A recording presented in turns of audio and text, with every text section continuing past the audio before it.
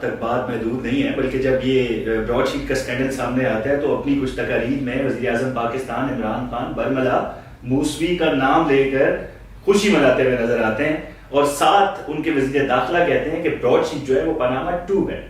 تو شاید پاناما 2 قرار دینے کے بعد ہی جسٹس عصمت سعید کا نام جو ہے وہ شامل کر لیا گیا اس معاملے پہ، کیونکہ وہ پرانا تجربہ رکھتے ہیں اس حوالے سے.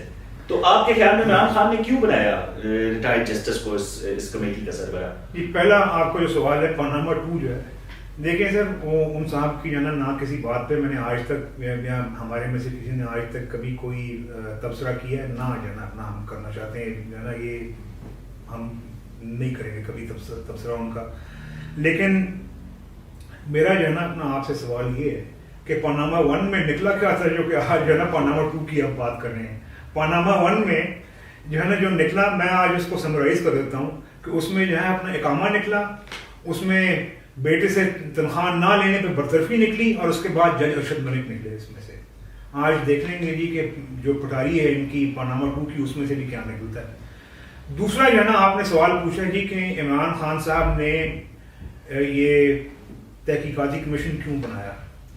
اس کا جواب جو ہے عمران خان صاحب جو ہے دیں گے، اور بیسیکلی بہت سارے اپنا معاملات آئندہ جو ہے نا آئیں گے. خاص طور پہ جو ہے نا آج یہ اطلاعیں اپنی حکومت کے اوپر جو ہے نا وقت ایک جیسا نہیں رہتا. ان کو بہت سارے معاملات کے خود اپنے جو ہے نا کردار کے اوپر جو ہے نا اپنا علیمہ خان صاحبہ کی پراپرٹیز کے اوپر ان کو جوابات دینے پڑیں گے. اور ان میں سے ظاہر ہے ایک جواب ان کو یہ بھی دینا پڑے گا کہ انہوں نے عصمت سعید جیسی متنازع شخصیت کو کیوں ایسے کمیشن کا انچارج بنایا. لیکن میں آپ کو اپنا جو ہے اس پہ میں آپ کو اپنا اوپینین دے سکتا ہوں اس چیز کے اوپر، اور وہ یہ کہ یہ شروع ہوتا ہے مشرف اور جنرل امجد سے، جنہوں نے یہ لغو اور بےہودہ ایگریمنٹ سائن کیا. ایسا ایگریمنٹ کہ جس نے پاکستان کی عوام کو 10 ارب روپے کا ٹیکہ لگایا، اور وہ بھی ان حالات میں کہ آج جو ہے نا ایک ہمارے جو عام شہری جو ہیں اس کے لیے زندگی گزارنا، اپنے بچوں کے لیے تعلیم اور بلکہ روٹی جو ہے اس کا حصول مشکل ہو چکا ہوا ہے. ایسے حالات میں ٹیکہ لگایا. آبویسلی وہ لوگ کے جو ذمہ دار ہیں اس معاہدے کے، ان کو بچانا.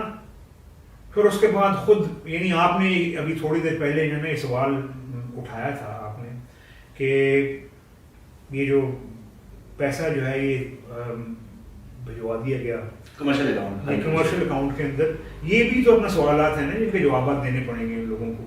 کیوں جو ہے اپنا یہ کیا، اور کیوں جو ہے اپنا آپ نے یہ پہلے یہ سارا کچھ کر دیا. اور پھر اس کو اگر آپ ملا کے دیکھیں وہ موسوی کی اس بات کے اوپر کہ جو اس نے یہ کہا کہ وہاں پہ شہزاد اکبر جو ہے وہ ایک ڈیلیگیشن کو لے کے آیا تھا وہاں پہ، اور اس ڈیلیگیشن کے ایک شخص جس نے اپنے آپ کو جنرل مالک کہہ کر انٹروڈیوس کروایا، اس نے ان سے کمیشن کا مطالبہ کیا. 50% جو ہے نا کمیشن کا جو ہے نا انہوں نے مطالبہ کیا. آبویسلی وہ جو کردار ہیں ان کو بھی تو پروٹیکٹ کرنے کی ضرورت ہے نا جی.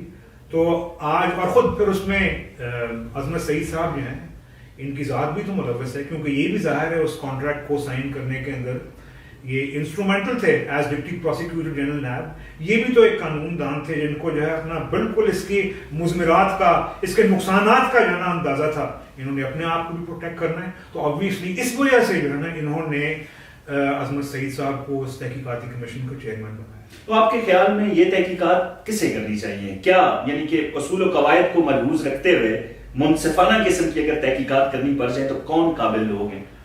دیکھیے جی کہ یہ میں نے کئی جگہ سے، ایک طرف سے نہیں کئی سائڈ سے یہ ڈیمانڈ سنی ہے کہ یہ تحقیقات پارلیمانی کمیٹی کو کرنی چاہیے.